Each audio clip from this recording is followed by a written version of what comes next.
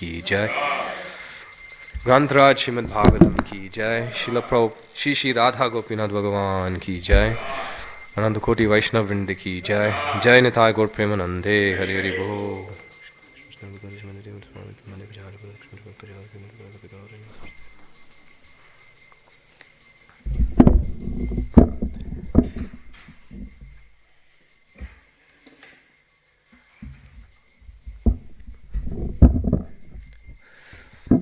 Om Namo Bhagavate Vasudevaya.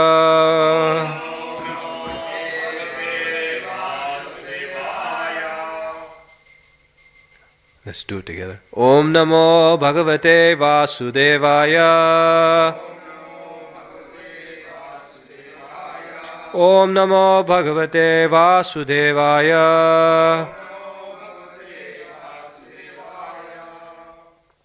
Reading from Srimad Bhagavatam, Canto number 3, Chapter 21, Conversation between Manu and Kardama, text number 4.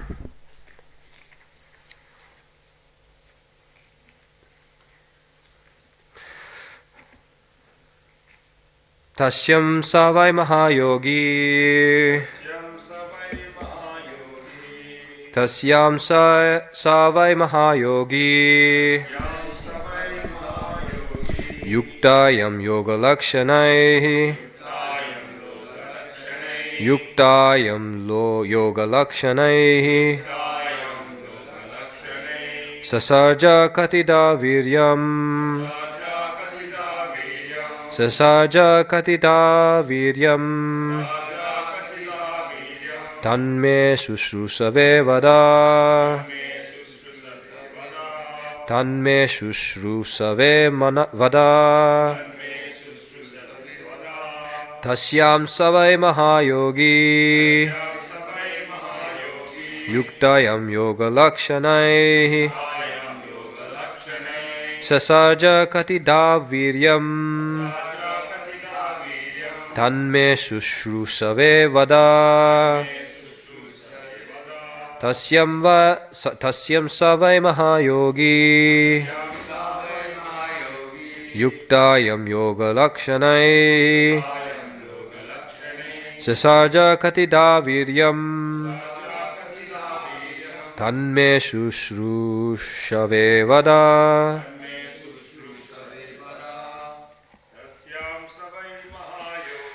Tasyai savai mahayogi. Yuktayam yoga lakshanai. Sasarja katita viryam. Tanme sushrusave vada. Savai mahayogi.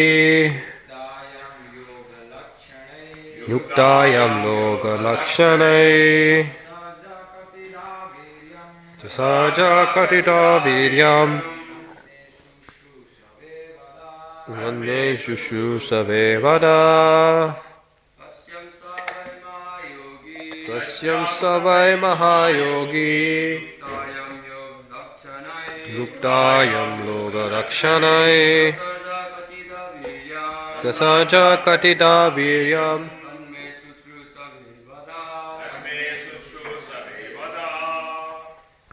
Mataji.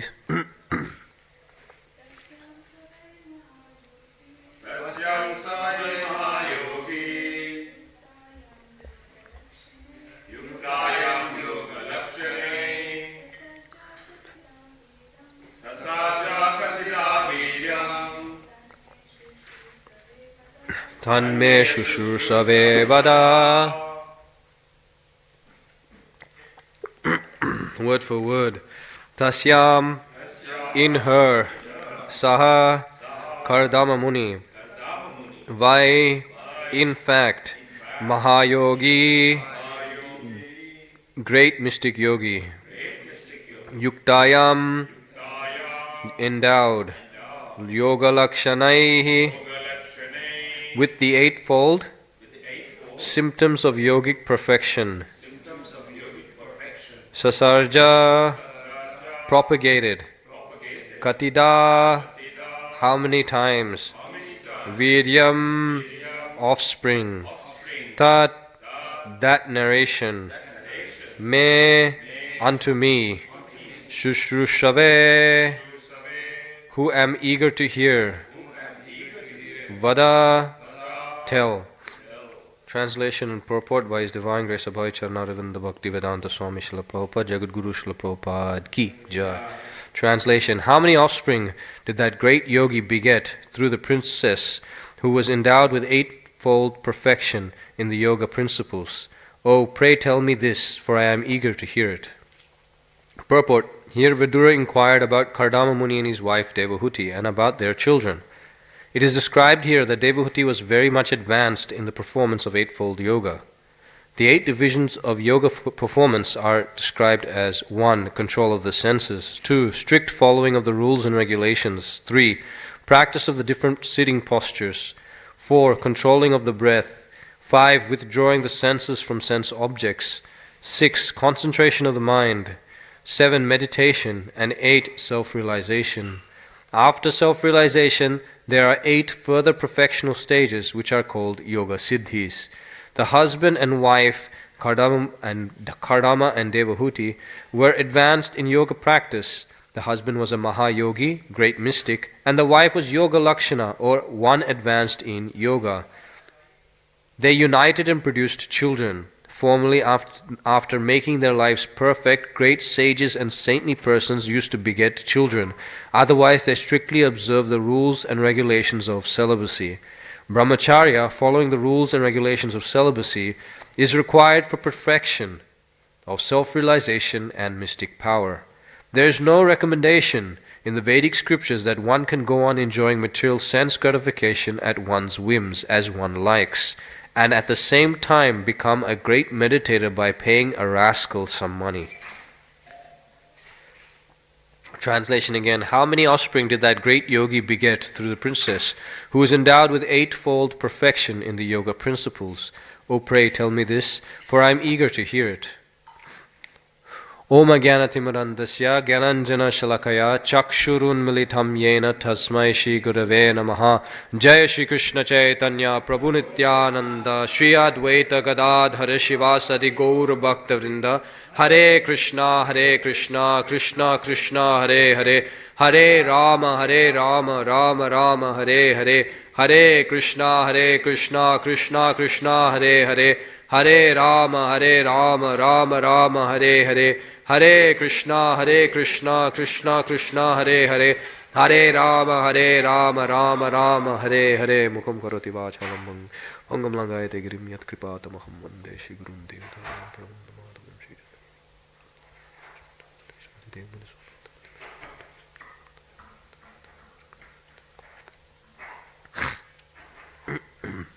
Hare Krishna. Welcome to this morning's Srimad Bhagavatam class. We are discussing about Vidura hearing from Maitreya about Manu, Swayambhuv Manu and his children. Now we know Swayambhuv Manu, through his wife Satarupa, had 5 children, 2 sons and 3 daughters. Can anyone tell me what the names of the 2 sons are? Uttanapad and Priyavrata. And the names of the daughters? Akuti, Prasuti and Devahuti. Okay. So now we will read about Uttanapad. We will read about Devahuti and Kardama Muni, and then we'll hear about Uttanapad's dynasty. Later on we'll hear about Priyavrata in the 5th canto. But Akuti, Prasuti, you'll hear about how they married Ruchi, Prajapati Ruchi and Prajapati Daksha. So that will come a bit later in the 4th canto as well. But now the focus will be on Devahuti and Kardama. Kardama Muni, a great personality, a great mystic yogi mentioned here as Mahayogi, or one who is a great mystic. So today's verse talks a lot about yoga, the perfections of yoga, the mystic, the Ashtasiddhis, Ashtanga Yoga and Ashtasiddhis. So I thought we'd talk a bit about the yogis, a bit about the yoga system, and a bit about how Bhakti Yoga actually trumps all of this. In other words, you don't have to really worry about all of these small perfections, because in the light of Bhakti Yoga, they're just simply broken pieces of glass. They're useless in front of the gem of devotional service. Okay, so in text 4, that's today's verse, we're hearing about Vidura asking Maitreya Muni about how many offspring did the great yogi beget through the princess who was endowed with eightfold perfection in the yoga principles. So if you think about it, Vidura gave up family life and he took to Vanaprastha and started traveling. So what does he have to do with children again? What does he have to do with the whole Grihastha ashram again? What is the point of him asking who are the children of this person and that person and so on and so forth? You see, there are many, as Prabhupada says, unscrupulous commentators or people without any proper qualities. And these persons, they unfortunately twist and screw some meaning out of Bhagavad Gita, Srimad Bhagavatam, out of Krishna and his instructions. So the most commonly mentioned difficulty that we have with such people is that they always quote about how when they speak from Srimad Bhagavatam, when they speak about Lord Krishna, they speak straight from the 10th canto, the Rasa Lila. And they neglect Krishna's pastimes as the chariot driver of Arjuna, as the killer of the Dhenaka demon, and so on and so forth. Because they say that Krishna killing the demons is, it's not really transcendental as the Rasa Lila. And Prabhupada actually chastises very heavily this consciousness, because if you think about the yogis, they perform their austerities and penances for many, many thousands of years, right? They give up the mundane sex pleasure. They give up, it's mentioned in the purport, they perform brahmacharya, or the rules and regulations of celibacy. And they give up all of these unwanted desires, kama, krodha, lobha, mada, matsarya, the 6 enemies of the soul: lust, anger, greed, illusion, envy, and madness. So they're able to somewhat give them up. But unfortunately, okay, I'll take a step back. So they're able to give that up. How? By worshipping Lord Krishna, by meditating on the Supreme Personality of Godhead. Okay? So if they meditate on Gopinath, the Supreme Person, to be able to overcome all of these difficulties or obstacles in material existence and become liberated, how can Gopinath's activities be material, of a material nature? So all of Gopinath's activities must be spiritual in nature, transcendental. Which means his Rasa Lila is on the absolute platform, non-different to him killing the demons.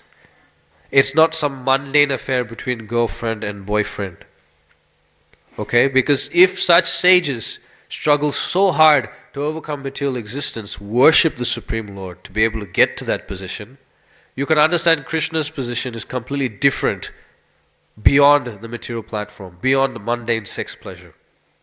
So this understanding then comes that on the absolute platform, Krishna's pastimes in Kurukshetra compared to Krishna's pastimes in Rasa Lila, they're non-different.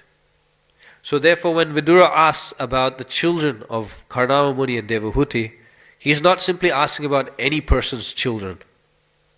First of all, he's talking about the qualities. Tasyam savai mahayogi yuktayam yoga lakshanai.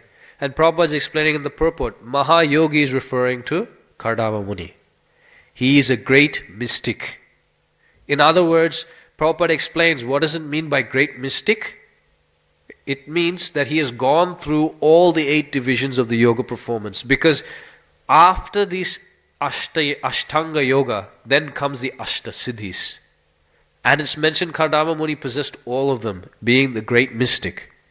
And his wife is mentioned to have also possessed all of them in full. After self-realization, where is it? the husband was a Mahayogi, great mystic, and the wife was Yoga Lakshana, or advanced in yoga. But if you have a look in the word for word, Prabhupada says Yoga Lakshana means with the eightfold symptoms of yogic perfection. So you can understand, as we read also in Srimad Bhagavatam, Kardama Muni and Devahuti were both a perfect match for each other. Right? Which means that's why Manu was able to give her, who is a Kshatriya of a Kshatriya Varna, to a Brahmana. They were of the same quality. So, this is the nature, or this is the symptoms of Kardama Muni and Devahuti. They are not just simply ordinary living entities. Okay? They are great personalities. In fact, they are considered to be grandchildren of Lord Brahma. Right? They are direct grandchildren of Lord Brahma. And these personalities also are great devotees of the Supreme Lord. As you'll see, Lord Kapila himself appears in their family. Right?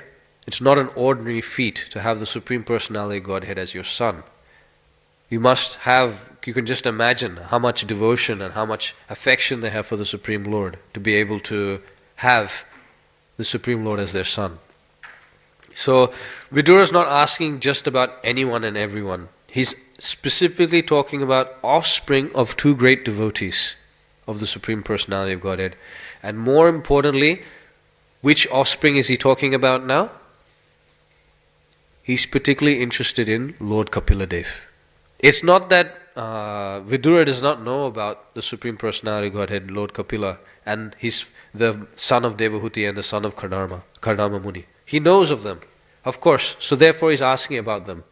You've talked about Devahuti, you talked about Kardama Muni, what are their children like? So he's slowly bringing or churning, asking Maitreya a bit more to go deeper and deeper and deeper into the pastimes of the Lord and his devotees.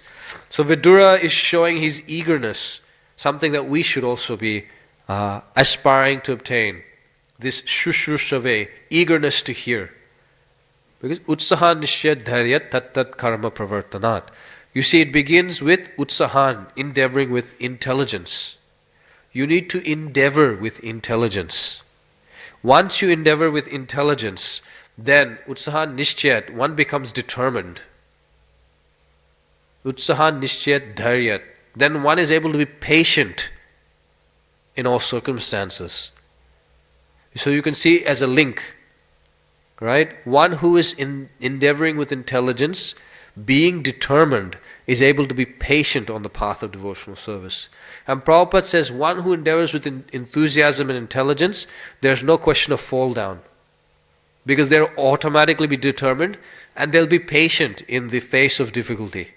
They know that if I practice devotional service, then I will definitely attain Krishna's lotus feet. It is just time separating me. And any obstacles that come, I use them as an opportunity to get closer to Krishna. That comes from their determination and that comes from their enthusiasm. So you can see here that Vidura also has that eagerness. Where is that eagerness coming from? That enthusiasm, eagerness to hear. From that eagerness to hear becomes the enthusiasm to hear about Krishna more and more. The enthusiasm to ask more and more about Lord Krishna. So it begins with this hearing process. So I'll just stop there because that is the beginning of the Bhakti Yoga process. The beginning and the end. Shravanam Kirtanam Vishnu. It begins with chanting and it ends with chanting. Right? Because if you read the beginning of Srimad Bhagavatam and the end of Srimad Bhagavatam, it's all focusing on the holy name. But I'll leave Bhakti Yoga there for now. We'll focus on this aspect of Ashtanga Yoga. There are 8 divisions of yoga known as Ashtanga Yoga, and Prabhupada gives translation here. There's Sama Dhamma, Yama Niyama, Asana, Pranayam, Pratyadhar, Dharana, Dhyana and Samadhi. And Prabhupada describes them in the purport. Beyond this, Prabhupada says after Samadhi or self-realization comes the Ashtasiddhis. And the Ashtasiddhis, they are given by Krishna in the 11th canto of Srimad Bhagavatam, the 15th chapter. And Krishna tells Uddhava here, this is part of the Uddhava Gita, Krishna tells Uddhava how these mystic perfections come from him and how one can obtain the mystic perfections. So there are 8 primary mystic perfections and there are 10 secondary or not so important, because they're sort of reflected, or they're sort of minor mystic perfections. And the 8 we know Prabhupada often mentions. We talk about the Anima Siddhi, when one becomes smaller than the smallest. Mahima, one becomes bigger than the biggest. Lagima, one becomes heavier than the heaviest. Then or the lighter than the lightest. And Praptir means one is able to get whatever they want. When Prakamya Siddhi, which means one is able to experience whatever they like in this life or the next. After that you have Ishita, controlling. It means that you can control another person. Ishita Siddhi. Then you have Vasita. Vasita means Ishita means you do whatever you like. Vasita means you bring others under control. Then you have Kama Vasayitya Siddhi, where you can obtain anything from anywhere to the highest possible limit. So you have these 8 mystic perfections. You can read more in this chapter, 11th canto, chapter 15. And Krishna will explain to Uddhava that if you want this siddhi, you should meditate on me in this way, in that way, in this way, in that way. And Krishna will show that if you want the mystic siddhis, how you should do, where you should get from, you can only get it from Gopinath, from Krishna. You need to worship Krishna to be able to get these siddhis. So then the question comes, we see there are people who are not really devotees of the Lord, but they're yogis, and they're somehow getting the mystic perfection. How is that? The mystic perfection they get, Bhaktisiddhanta Saraswati Thakur comments that such mystic potencies are just simply a perverted reflection of the original potencies. So here in this purport, text 4 to 5, the disciples of Srila Prabhupada explain how these 8 mystic potencies originally exist in Krishna.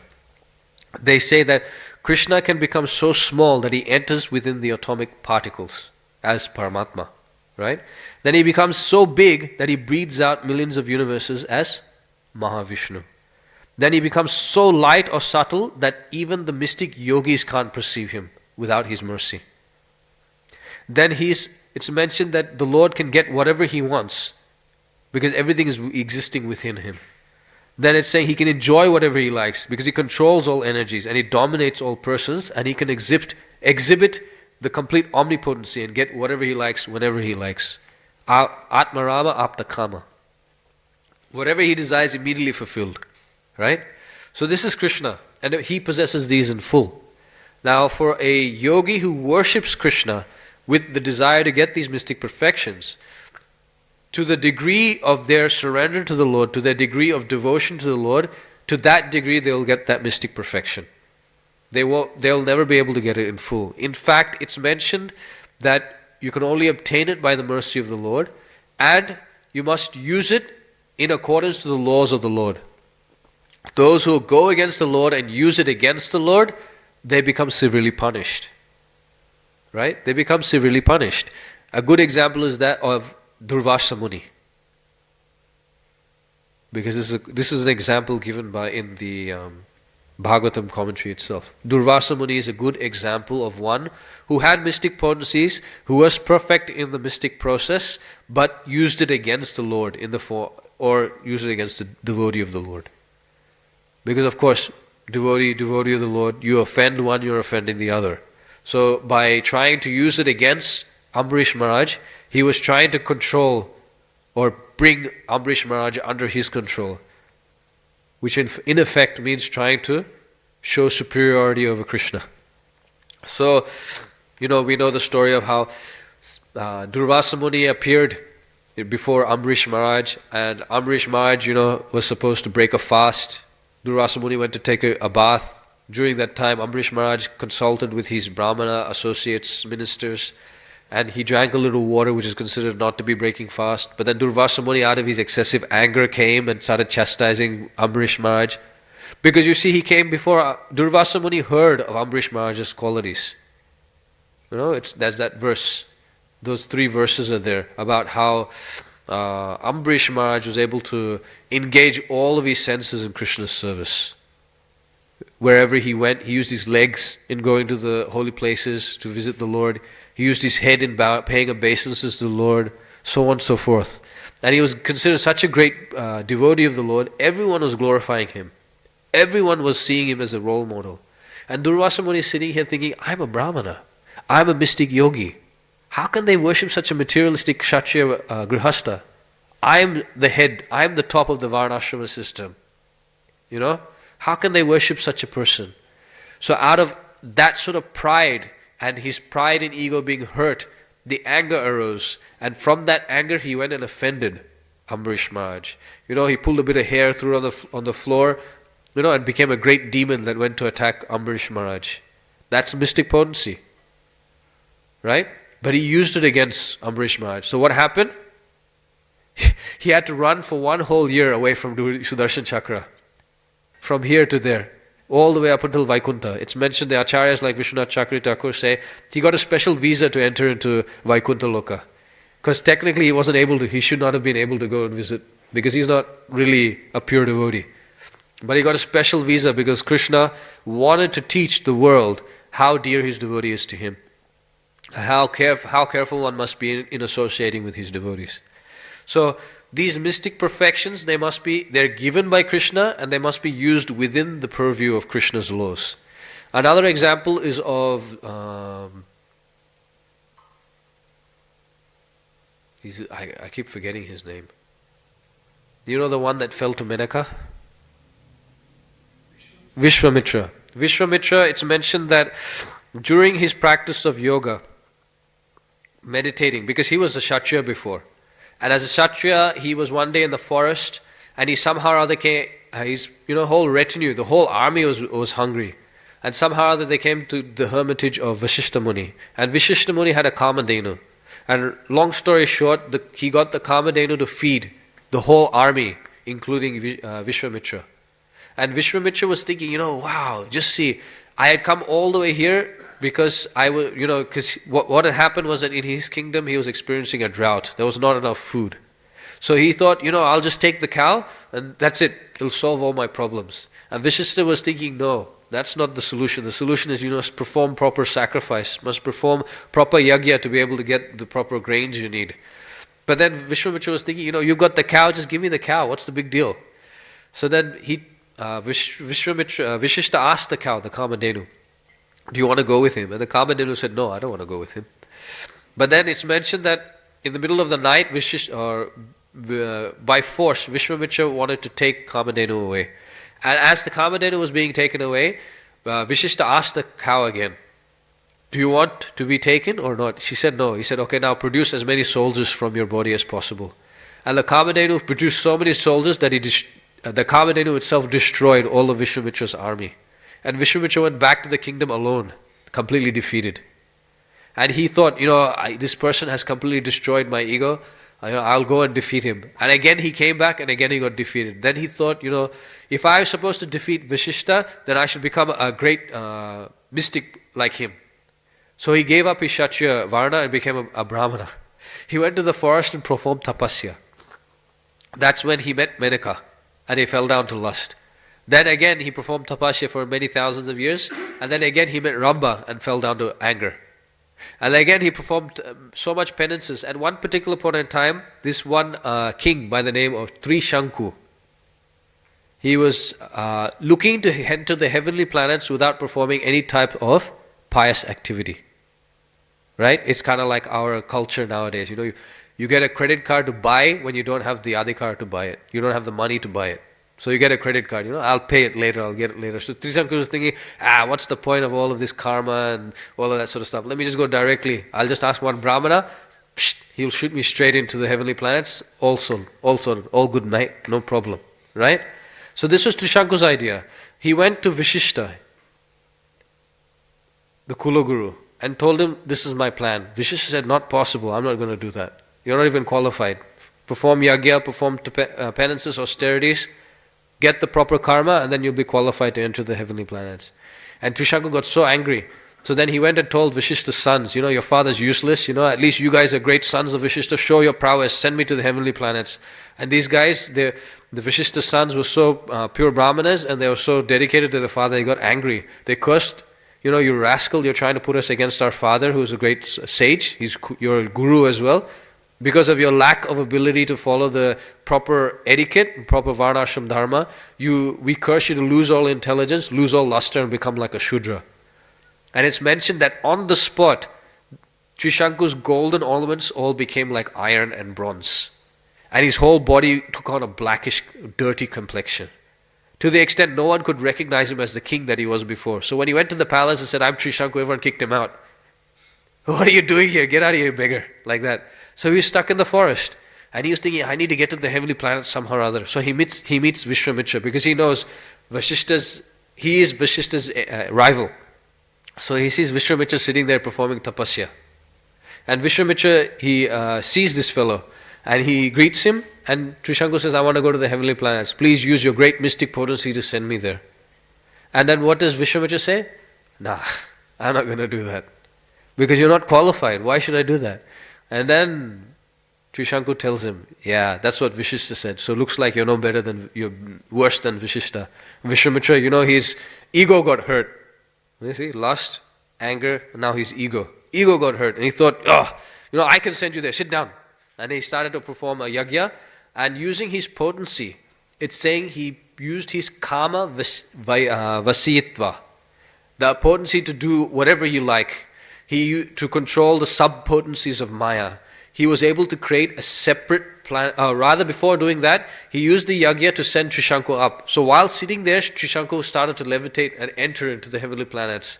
And suddenly all the demigods, their residents, they went to Indra. Indra, some Sudra is coming up here. He's coming here without any proper qualifications. Do something.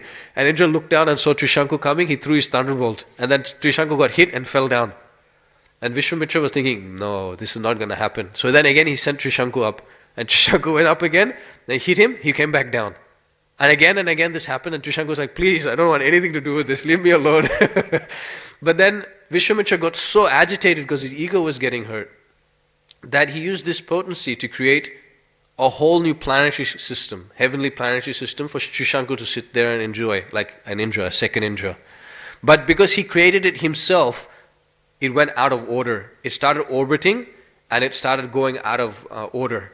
And it was so bad that it was about to destroy the whole 14 planetary systems. At that time, Vishwamitra called on Lord Hari, Vishnu. And Vishnu came and told Vishwamitra, you see, again you've fallen prey to your ego. But because you have put it there, we'll leave it there for now, and Trishanku can stay there. But learn from this lesson. From that time onwards, Vishwamitra became a pure devotee of the Supreme Personality of Godhead. He became free from all of his anarthas, to the extent that he became the guru of Ram and Lakshman. Right? So, you see, even though he had the mystic perfections, still it was useless to him. Still, mystic perfection, what does that sound like to you? It means that the perfection of life, right? It means the ultimate goal. Once you have it, you'll be satisfied.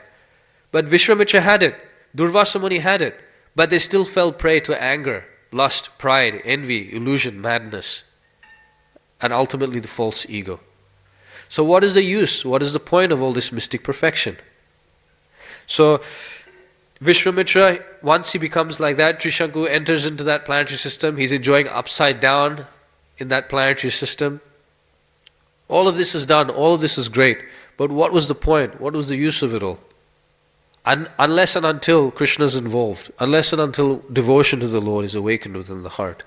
And this is what Kardama Muni and Devahuti had. Although they are Mahayogi, although she is Yoga Lakshanai, right? Although these qualities are present within them, still, why do we hear about them? Because of their great devotion to the Supreme Personality of Godhead. This is the main thing. At the end of this chapter, 15th chapter of the 11th canto Srimad Bhagavatam, description of mystic yoga perfections, Krishna mentions something very interesting to Uddhava. After explaining all these mystic potencies one can get by worshipping him, he then says that a learned devotee who worships me through yoga meditation certainly obtains in all respects the mystic perfections that I have described. For a sage who has conquered his senses, breathing and mind, who is self-controlled and always absorbed in meditation in me, what mystic perfection could possibly be difficult to achieve. Okay, so Krishna, he's building it up. He's saying, one who's yogic perfection, one who's attained yogic perfection through yoga process, what is not there for them to attain in terms of yoga siddhis? But then he says this to Uddhava, that I just lost it 1 second. Learned experts in devotional service state that the mystic perfections of yoga that I have mentioned are actually impediments. The yoga perfections that I've just mentioned are actually impediments and are a waste of time for one who is practicing the supreme yoga by which one achieves all perfection in life directly from me. Whatever mystic perfections can be achieved by good birth, herbs, austerities and mantras can be achieved by devotional service to me. Indeed, one cannot achieve the actual perfection of yoga by any other means. 2 things. You just perform devotional service, you'll get all the mystic perfections. If you don't want to perform devotional service, still you have to worship Krishna for mystic perfections. Right? So why waste your time getting the mystic perfections? You might as well perform devotional service in full. Isn't it? Right? So that's what happens when you have material desires. It clouds your intelligence. You don't see. It's like this. Prabhupada says, actually, performing devotional service is easy. It's our constitutional position. Like sugar is sweet, we are eternal servants of the Lord.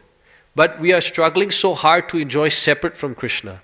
But we are now, because of our lust, we're under the illusion that it's easy to enjoy Maya and hard to perform devotional service to Krishna. How foolish that is, right? Such poor fund of knowledge we have. It is harder to enjoy or try to enjoy Maya than it is to perform devotional service, because it is our constitutional position to worship and serve Krishna as his servant. We have tried so hard to forget Krishna and become like Krishna, to enjoy. That endeavor was so hard, right? If we had just used that energy in worshipping Krishna, we'd be satisfied, we'd be happy. But we used that energy, we wasted that time to enjoy separately from Krishna. We're still not happy, we're still not satisfied. How foolish are we? How unfortunate are we? It's the same case with the mystic yogis, right? They struggle so hard, they have to worship Krishna to get these potencies. But then they neglect and reject Krishna. Once they get the potencies, they enjoy. But actually, those aren't really the real perfections of life, right? What is the real perfection of life?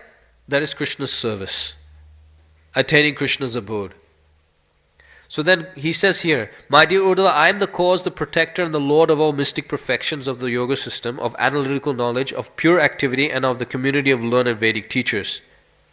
So here Krishna is mentioning his qualities, his perfection, his potencies.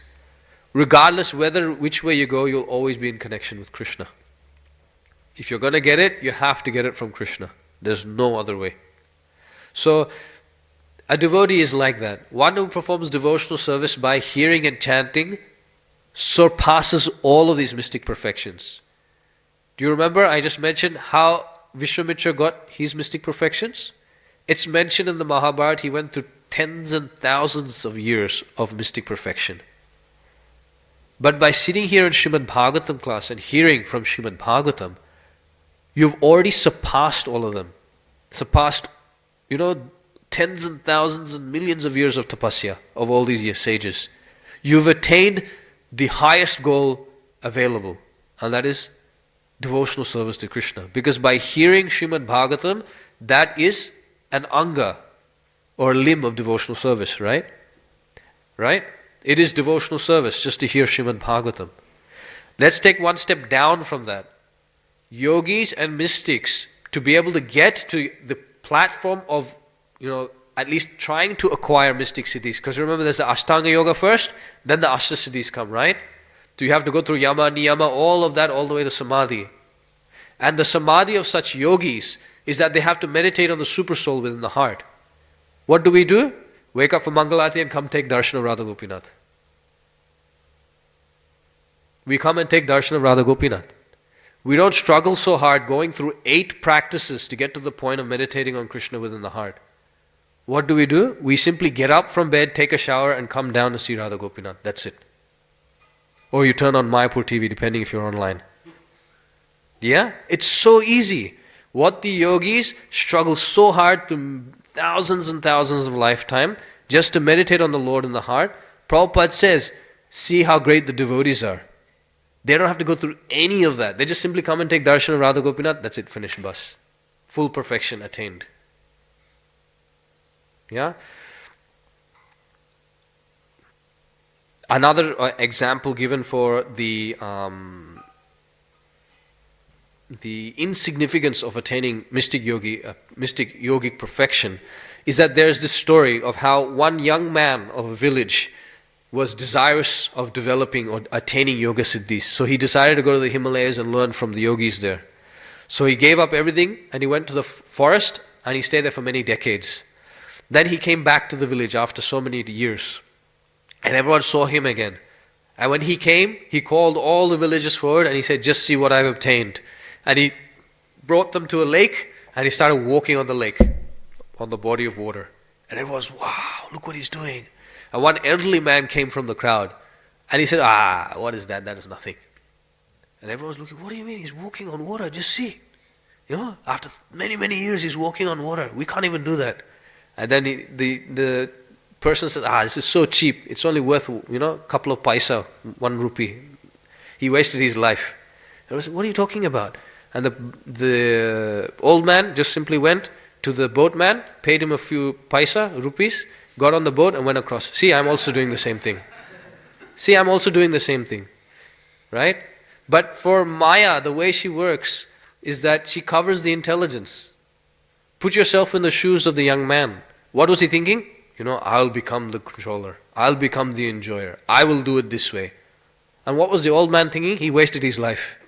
He could have done the same thing just by going on the boat. What use, what value is there of him walking on water? Yeah? So for a devotee, it's like that. What value is this mystic potencies if it's going to bring us to a point where we're going to fall down again? Right? If these mystic potencies are going to take us away from Krishna, to hell with it. We don't want them. Like Dhruva Maharaj prayed to Prishnigarbha, to Vishnu. He said, Vishnu says, now whatever you want, you ask from me. What did Dhruva Maharaj say? Swamin kritatosmi varam nayache. I don't want anything, I don't want the kingdom I was desiring by practicing this yoga perfection that Narad Muni taught me. I don't want it. Because I was searching for broken pieces of glass, but now I have seen you, you're the gem. I don't want anything more. I'm fully satisfied. So as devotees, we should have this very, very deeply etched within the core of our heart. All we need is Radha Gopinath. That's it. We don't need money. We don't need food. Of course, we need to take prasad. But we don't need to accumulate all of these things to perfect our devotional service. All we need is surrender unto the Supreme Personality of Godhead. Sincere devotional service. Gopinath will maintain. Prabhupada says so many times, is not the ant getting the grain of sugar? And is not the elephant getting tons of grain? Right? Do they go and endeavor so hard to get it? It's arranged by Gopinath, right? So why not for you? If they're getting it, why not for you? Rather, you should endeavor, put all your energy in performing devotional service. Because we have the most valuable asset, and that's time. It's time. That time you used to spend in worshipping the Supreme Personality of Godhead, that is well used. That is a well spent time. Time that's used against or away from the devotional service of the Lord is a waste of time. There's waste of time and there's useless endeavor also. So you take another step of complexity. You have time. With that time you can either waste it or you can use it to uselessly endeavor in some way. Shrama eva hi kevalam. Radheshyam Prabhu explains this in one lecture. He says a useless endeavor means something where you perform, it neither benefits you, benefits others, it's simply, useless. Shrama eva hi kevalam. All you have in the end is the hard labor that you went through to get to it. No result. That is useless endeavor. And that's akin to material enjoyment. Struggling so hard to get some enjoyment, but actually it's just simply a phantasmagoria, just simply an illusion. Before you can even enjoy it, it's gone. But a waste of time is when you can be, Prabhu was explaining, can be even, you may say I'm performing a particular devotional service, but that may not be what spiritual master wants of you. Right? It's like, it's a festival and you're supposed to be doing some service here. But then, no, Prabhu, I'm going to go chant, 64 rounds or something like that. But they need help to perform devotional service here. No, I'll just go to the forest. That's also devotional service. Right? So, it may not be the best example, but a waste of time means that we perform devotional service, but it has no aim. There's no particular reason for why you've done it. You're not following in the footsteps of the previous acharyas. You're simply doing it whimsically. Let's put it that way. You're simply doing it whimsically. It becomes a waste of time. Yes, you perform devotional service. Yes, you get the sukriti from it. But does it really please Krishna? Did it really please Gopinath at that instance? This is what we should constantly be thinking about. To come to that platform, we must be fixed in devotional service. To become fixed in devotional service, we need to follow the instructions of the spiritual master. Because our faith is pliable in the beginning stages of devotional service. What does that mean? Our intelligence, our mind is easily overcome. We must simply follow the instructions of the spiritual master. Follow the basic principles of devotional service. By doing that, naturally we'll become purified. Cheto darpana marjanam. Naturally we'll come to our proper quality of existence, consciousness, and with that we'll go out and preach Krishna consciousness, pleasing the previous acharyas, especially Sriman Mahaprabhu. Right? So we invest ourselves in hearing and chanting, not performing Ashtanga Yoga, not performing all of these austerities of mystic perfection. And this is what Devahuti and Kardama Muni showed. Not only did they perform such austerities, being the Dharma at that particular point in time, what trumps all of that is their devotion to the Supreme Personality of Godhead. Kardama Muni's devotion was so strong, as we will read, that when Vishnu came to see him, Vishnu cried tears of joy, seeing how much austerity and penance this Kardama Muni is doing for my pleasure. Because Kardama Muni heard from Brahma, procreate. So he thought, let me prepare my consciousness so that I'll procreate for the Supreme Lord's benefit. And he performed so much tapasya, the Supreme Lord personally came there and cried tears of joy. That's why it was known as Bindu Sarovara, because that tear fell into the lake and produced that lake. So you see that core essence is devotional service to the Lord. We should never forget that. Yes, Mahayogi, yes, Yoga Lakshanai. But devotion is the core essence. Everything will come if we just simply focus on pleasing the Supreme Lord. Prabhupada showed it. Isn't Prabhupada a great mystic yogi? Right? Prabhupada landed in the harbor of Boston, Massachusetts. And he's saying in his prayers that look at these people, they're meat eaters, they're breaking all the four regular principles. What I can teach them? How will they listen to the message of your Srimad Bhagavatam? But look, Srimad Bhagavatam is readily present, available for everyone. Everyone is reading, what to speak of Westerners. Right? Just see Prabhupada's potency. He was able to make, Prabhupada says, you want to see my mystic perfection? Just see all these young boys and girls. Right? In India, someone asked, Swamiji, can you show us some magic? They asked him. They really asked Prabhupada, can you show us some mystic potency? And Prabhupada just simply swept his hands. Just see. These boys and girls were addicted to the most abominable things. They're now the most purest devotees of the Lord. This is the greatest mystic perfection. I'll end with this one story. Excuse me. It's of Shyamananda Pandit. And Shyamananda Pandit is a well-known devotee of Sri Chaitanya Mahaprabhu. And he preached mainly in Orissa, in the region of Orissa. And it's mentioned that one particular point in time while he was in a village, he was preaching there. And one great yogi came. And that great yogi started displaying his mystic perfections in front of everyone in the village. And everyone came to see him. They were like, wow, that's amazing. If only I could have that mystic perfection, life would be so good. Like that, they were just congregating around him. And one of them came and one of the disciples of Shyamananda Pandit saw that and immediately came, Guru Maharaj, this person is doing like this.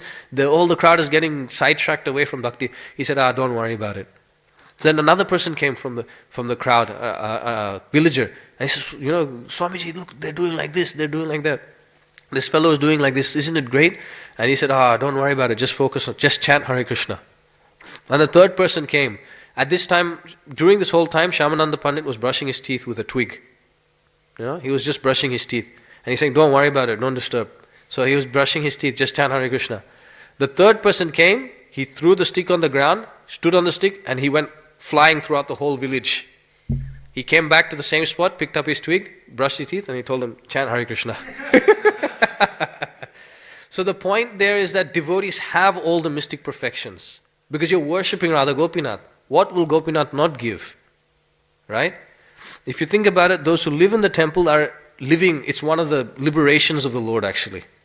To live with the Lord, to have the same opulences of the Lord. That is one of the 5 types of liberation. What is not available for the devotees of the Lord? Right? If you live in home and make your home a temple, that's your mystic perfection. What's not available for a devotee of the Lord? The essence is devotion to the Supreme Personality of Godhead. We should never forget that. Because if you see, some devotees may have great opulence, some may not. Krishna decides who will get what resource in his service. He'll know what is best for his devotee. Because if he sees that a devotee, if I give him wealth, he'll go astray, better to keep him poverty-stricken. That way he'll always remain at my lotus feet. Right? And the devotee with that consciousness understands that position. Yes, I don't deserve what I've got. Whatever I have is the mercy of the Supreme Personality of Godhead. That is surrender. With that surrender, they'll perform devotional service and go home back to Godhead. Very easy. So don't get sidetracked by mystic perfections. This person has this resource, that person has more resource, has more of this, more of that. We should use whatever bad bargain we have and engage that in the Supreme Personality of Godhead service. And what is the most valuable asset we have right now? It's our time. Don't waste your time trying to aim for these things. Only engage your time in Krishna.